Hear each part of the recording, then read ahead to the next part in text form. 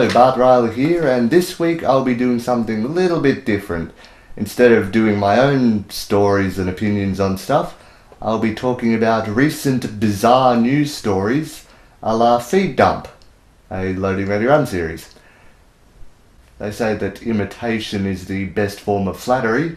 For me, imitation is just straight down laziness. I will be mixing things up a little bit, seeing as Halloween has just passed. I will be doing this episode with hats, like last episode, but with a lot more of them, and not just hats. Hats, time for tea! Oh! All of these news stories are from the week leading up to Halloween, so 25th to 31st of October. And all the facts are as they were of the 1st of November, so if anything has changed, I don't know about it, because I only looked once. But let's get straight into it. The Out-of-Body Experience Research Center in Los Angeles have been doing a study to see whether alien abductions are actually just bizarre dreams. To be honest, anyone who has claimed to have been abducted by aliens, you can't really trust their word. Seriously, because you never know what the aliens have done to them. Could have brainwashed them or something. 20 volunteers have been told to try to separate from their body when falling asleep, and if they manage to do that, look around their house for aliens. They were also told that if you couldn't separate from your body while falling asleep, you were to try again later that night, even if you were wide awake, which you would most likely be if you woke up afterwards. More than half of the volunteers actually had out-of-body experiences, and 7 made alien contact. Some of the volunteers who did separate from their body were actually too scared to go looking for the aliens. As if they could really do anything when you're nowhere near your body. One participant who did manage to make contact, known as Alexander N., recalled his encounter with the aliens as 3 of them materialized right before my eyes. They seemed more like creatures from the movie The Thing than tadpoles with eyes like Princess Jasmine. They wanted to scare me, not to make contact. As a result, I was extremely frightened and regained awareness in my own body. Probably around the time he started pissing the bed. Doesn't that just make you reconsider the look of Jasmine's eyes? As if she was actually from another planet? Spooky. On to another story. A man recently had a burglar arrive at his house shortly after his girlfriend arrived. The only problem was, he had invited the burglar himself. Turns out the man had met the burglar online and had invited her over that day to meet up. The only problem was, his girlfriend arrived shortly before she did. The man called the police claiming that his guest was a burglar in order to get out of trouble with his girlfriend, only to get in trouble with the police for making false accusations. Continuing the theme of theft, a Chicago man named Tim Snyder recently broke into 2 apartments, assaulted one man, and stabbed another man in search of beer. Tim broke into one apartment at 4 a.m. in the morning, headed straight to the fridge, found there was no beer, punched the guy, and left. He then broke into another apartment, had a struggle with the guy, and stabbed him in the back with a corkscrew. That man was sent to hospital and got 22 stitches, almost beating my family's record of quite a lot more, over 3 people. And he was only one who got stabbed in the back with a corkscrew. As he was being arrested, Tim threatened police officers, saying that he would kill them, that they couldn't keep him locked up forever, and then asking, "Do you want AIDS?" and spitting at them. The thing is, Tim Snyder is a hotel event coordinator. I have a feeling that most of his events are pub crawls and that he takes his job way too seriously. Even bizarrer was a man... Last time I used that one. Possibly an even more bizarre story was a man in Pittsburgh who stole a sandwich from a pub and then tried to get away on a stolen forklift. The man ordered a Reuben sandwich from Sieb's pub, ran out without paying and got onto a forklift which he stole from a construction site and drove 2 miles to the pub. I believe he may have gotten away with it if he hadn't been caught by police in the parking lot because he couldn't put the forklift in reverse. From a forklift to a shoplifter, a woman and her husband in Honolulu have been arrested for eating 2 chicken salad sandwiches while doing their shopping and forgetting to pay for the wrapper at the end. The woman was also 7.5 months pregnant. The Lazinski family had recently moved to Honolulu from California several weeks prior and were still settling in when they went to get their groceries. They had gotten lost on the bus and found the store by chance. By then they were very hungry, so Nicole opened the sandwiches with the intent of paying for the wrappers at the end, but forgot and were held for shoplifting, not being allowed to pay the $5 afterwards. Both Nicole and her husband Marcin were arrested and had the bail set at $50 each. And you thought inflation was bad where you live. Their 2-year-old daughter Sophie, with a Z, was put in state custody and spent 18 hours away from her parents without a toothbrush or stuffed animals. Nicole and Marcin paid the bail, went back to the store to get their groceries and returned home shortly before midnight. Then they got their daughter back. Sophie has since been returned to her parents. They are considering legal action, and the real kicker is they have been banned from the store. Like they would ever want to fucking go back there. If it was me, I'd probably burn the place down. Speaking of burning, a pizza war in Florida has taken a wrong turn when the workers of a Domino's Pizza burnt a Papa John's restaurant to the ground, believing that with their competitor out of the way, pizza lovers would go to the Domino's restaurant. Domino's versus Papa John's, who will win? Domino's, obviously, because Papa John's no longer exists.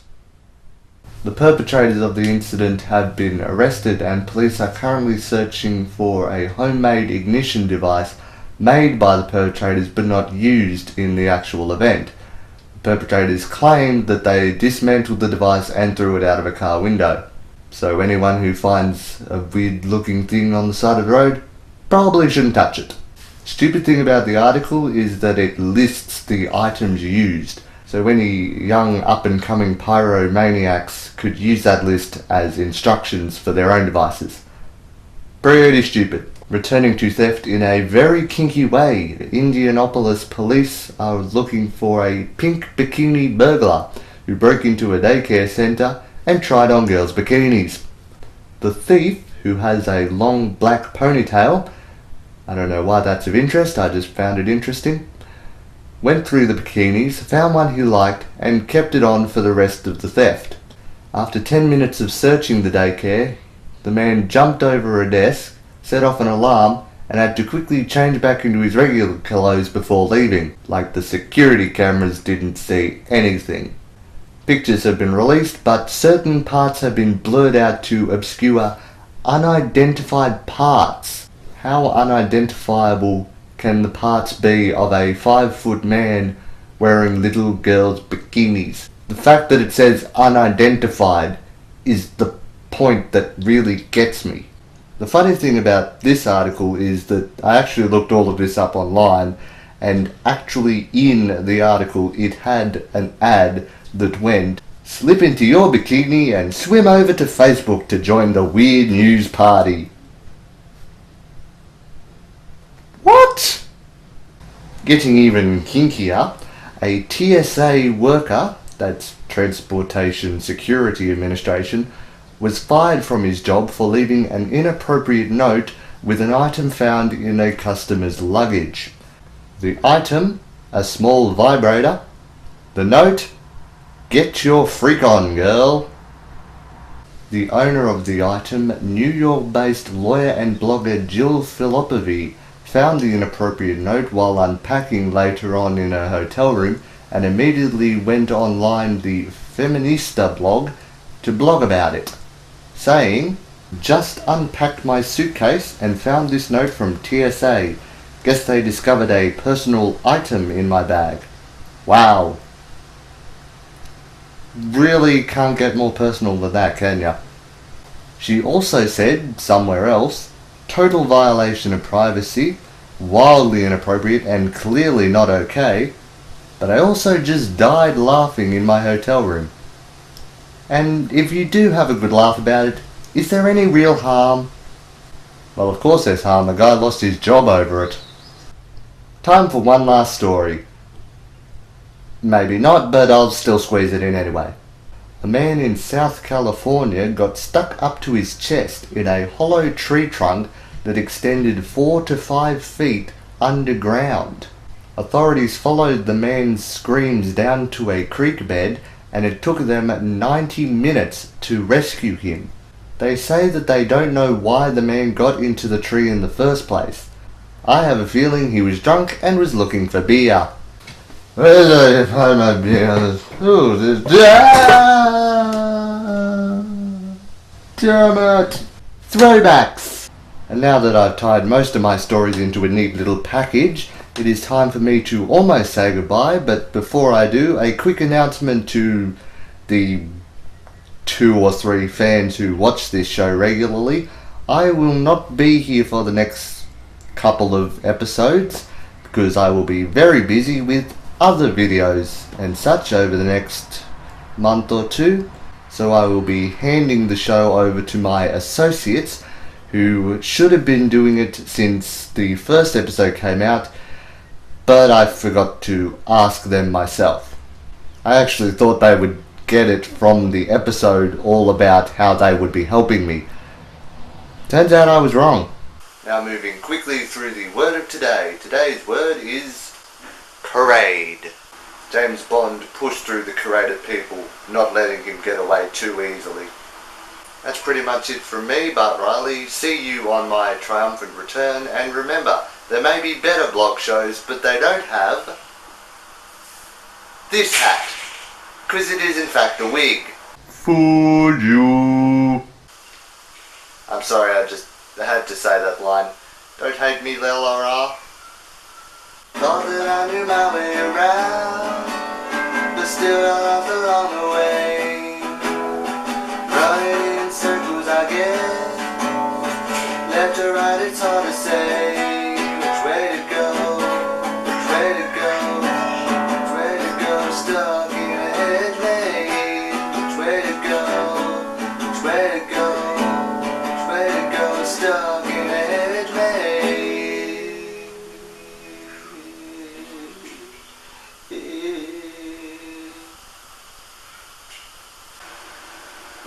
That's the end of the video. I just wanted to wear this hat somewhere in the video and kind of ran out of spaces for it. Stop!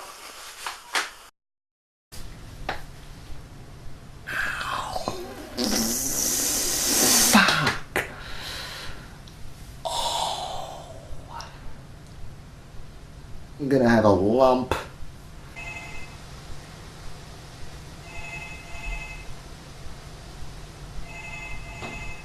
Stuck a brainwashing probe up their ass.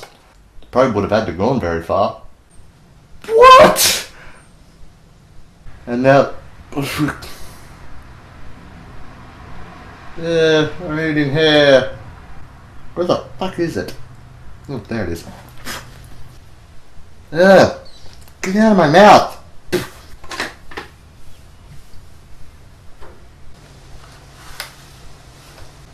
Philippi. I should have worn this hat for the pizza story. I'm a pretty princess. Believe it or not, I actually had to say that in a play once. Howdy, ma'am. For a homemade ignition.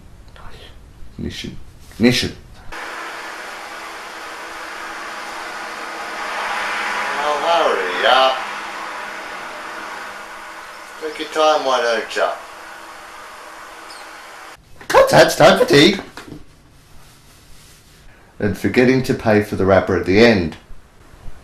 Oh, shit. In a very kinky way, Indianapolis. Like, Domino's versus Pizza Hut, damn it.